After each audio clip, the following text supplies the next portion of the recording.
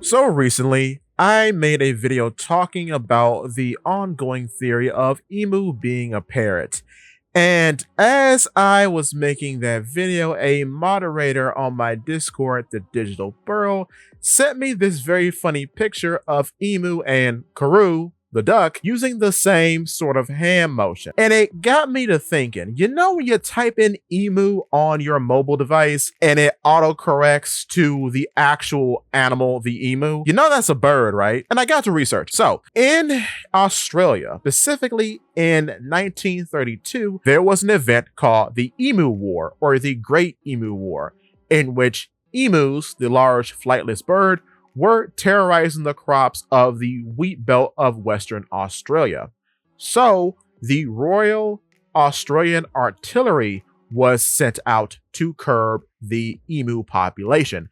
However, they were unsuccessful, and the emu population persisted and continued to cause crop destruction. So let's take all this into consideration and compare it to One Piece. So in One Piece's Great War, you have the 20 allied kingdoms against the Great Kingdom, and this is called the Great War that took place 900 years ago. So what if in this scenario, the allied kingdoms are the emus, and the Great Kingdom are the Royal Australian Artillery soldiers? Plus, I assume Joy Boy, who has some sort of affiliation with the Great Kingdom, most likely as Nika at the time. And try as they might, they cannot defeat the forces of the 20 allied kingdoms, the emus, in this situation. So that's what I think. I think the Great Emu War could be the basis for the Great War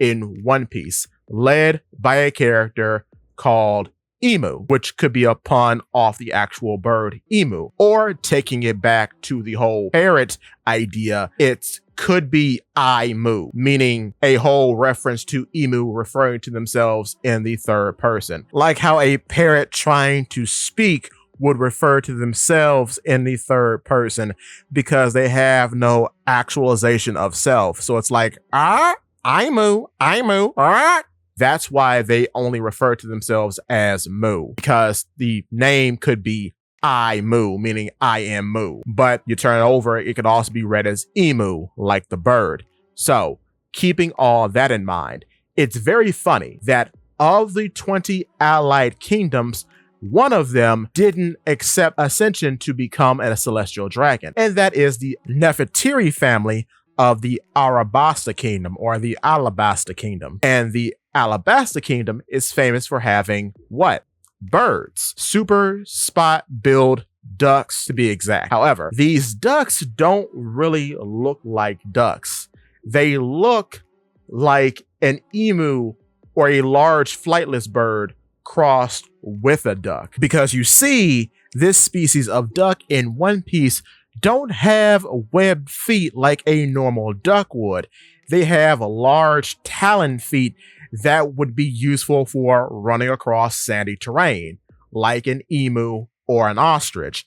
So in that way, that's why I think they're kind of like emus, even though they're clearly ducks. But to continue. So it's very interesting that a nation known for its birds betrayed the world government in a way by not accepting the gift to become celestial dragons. And then this whole operation could be led by someone who in actuality is a bird. And I just thought that was a very interesting comparison. Again, not 100% behind the idea that emu is a bird, but when you start to think about things, they start to make a little sense. And considering that emu is obsessed with Nefertiti D. Lily, it does make you think about Karoo and his relationship with Nefertiti D. Vivi, and how he would do anything for her, and how, especially in some art requests, he's been very jealous of other animals getting close to her. So that's a little weird, and it makes you start to ponder, maybe, just maybe, emu could be a bird, which would be a very wild thought. So in talking about Emu's possible obsession with blue-haired women, let's look at Gunko, or Princess Shiri as she is known, and spoilers for Elbaf. However, it is interesting that the Arrow Fruit is a paramecia type ability that has very similar characteristics to one of the abilities that Emu can do, because they both have these weird arrow cloth like things on their person. Gunko generates them, but Emu's lower body is surrounded by one long arrow cloth that looks like a devil's tail. However, in the events of Elbaf, the only thing that Gunko makes that's a complex construct, that's not an extension of her own body or just bigger arrows, is a bird. She makes a bird to fly herself and Figurlin Garling to a clearing to call for backup, summoning the Holy Knights Remo Shifu Killingham and Shepherd Sommers with a magic circle. So, the only other complex construct she has made other than gauntlets or boots is a bird. That's very interesting. Very interesting indeed. I'll just put that there for you to ponder. And just to make sure I'm ringing the point home, the only other character we have seen in the flower room with Emu on a multitude of occasions is Gunko. Emu loves Gunko for whatever reason. There is some speculation that based on what her father says, it could be because of the power hidden within her heterochromia, or it could just be because she's a blue-haired woman like Nefertiti D. Lily. Not sure. But with that being said, if you are enjoying the video so far, click the like button. And if you want to see more from me, click the subscribe button followed by that bell so you never miss a video. In addition to, if you could, hit the hype button because it really does help.